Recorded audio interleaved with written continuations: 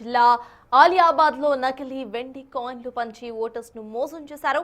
5వ వార్డులో బీజేపీ అభ్యర్థి నకిలీ వెండి కాయిన్లు పంచారని బీఆర్ఎస్ కార్యకర్తలు ఆరోపిస్తున్నారు. ఓటర్స్ ను ప్రలోభాలకు గురిచేసేందుకు నకిలీ వెండి కాయిన్లు పంచారని ఫైర్ అయ్యారు. దీనిపై ఎన్నికల అధికారులకు కంప్లైంట్ చేస్తామని అన్నారు బీఆర్ఎస్ కార్యకర్తలు.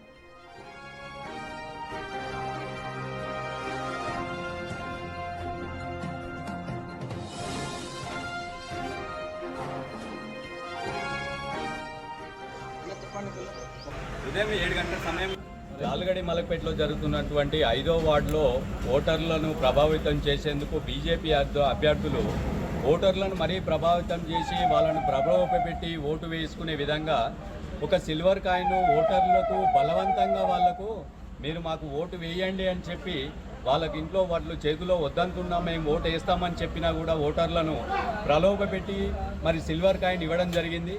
పాపం అమాయకులు ఓటర్లు ఏంటంటే సిల్వర్ కాయిన్ అనే ఉద్దేశంతోనే వాళ్ళు సరేలే అని చెప్పి కొంతమంది తీసుకున్న వాళ్ళు కూడా ఉన్నారు.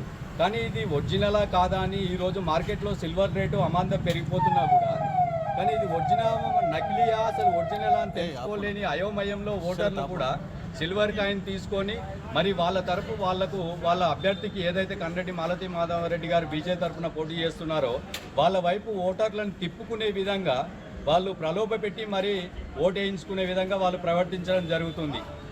దీనిపై మేము కూడా ఈరోజు ఎలక్షన్ కమిషన్ వారికి కూడా మేము ఫిర్యాదు చేయడం జరుగుతుంది. త్వరలోనే ఎంతమందికి మంచి ఇది ఇంచుమించు ఆ వార్డులో ఉన్నటువంటి 950 మంది ఇంచుమించు చిల్లర ఓటర్స్ ఉన్నారు. వాళ్ళందరికీ కూడా బలవంతంగా ఇంటింటికి ఓటు ఇవ్వడం జరిగింది. దీనిపై వెంటనే తక్షణం ఎన్నికల అధికారులు తగిన చర్య తీసుకొని మరి ఈ విధంగా ఓటర్లను ప్రలోభపెట్టి మరి అది నకిలీదా ఒరిజినల్ అనే విషయం పక్కన పెడితే మరి ఓటర్లను ప్రభావ విధానం ఇది కరెక్ట్ కాదని మా ఉద్దేశం. మేడ్చల్ జిల్లా ఆలియాబాద్ లో జరిగింది ఘటన. నకిలీ వెండి కాయిన్లను పంచి ఓటర్స్ ను మోసం చేయడానికి రెడీ అయ్యారు బీజేపీ నేతలు అంటూ కూడా ఇటు బీఆర్ఎస్ కు సంబంధించిన వర్గీయులు ఫైర్ అయ్యారు. 5వ వార్డులో బీజేపీ అభ్యర్థి నకిలీ వెండి కాయిన్లను పంచారని బీఆర్ఎస్ కార్యకర్తలు ఆరోపిస్తున్నారు. ఆ కాయిన్స్ కు సంబంధించిన ఫొటోస్ ను సైతం ప్రెజెంట్ మీడియా రిలీజ్ చేస్తారు. మనం విజువల్ లో చూస్తున్నాము. అక్కడ ఆ కాయిన్ కు సంబంధించి ఎగ్జాక్ట్ గా కూడా సిల్వర్ కాయిన్ గా కనిపించే ఒక ఫేక్ కాయిన్ ను ఇటు ఓటర్లకు ప్రలోభాలకు గురి చేసేందుకు వాడారు అంటూ కూడా బీఆర్ఎస్ కార్యకర్తలు మండిపాటుకు గురి చేస్తున్నారు. దీనికి సంబంధించి ఈసీ తక్షణమే రియాక్ట్ అవ్వాలి, వాళ్లపై చర్యలు తీసుకోవాలంటూ కూడా కోరుతున్నారు.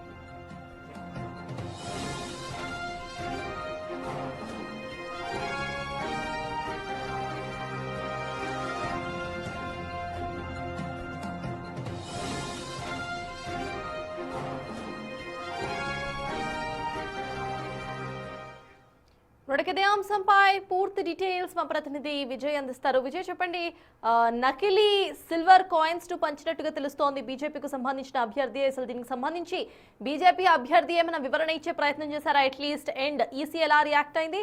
అప్డేట్స్ ఏంటి విజయ్?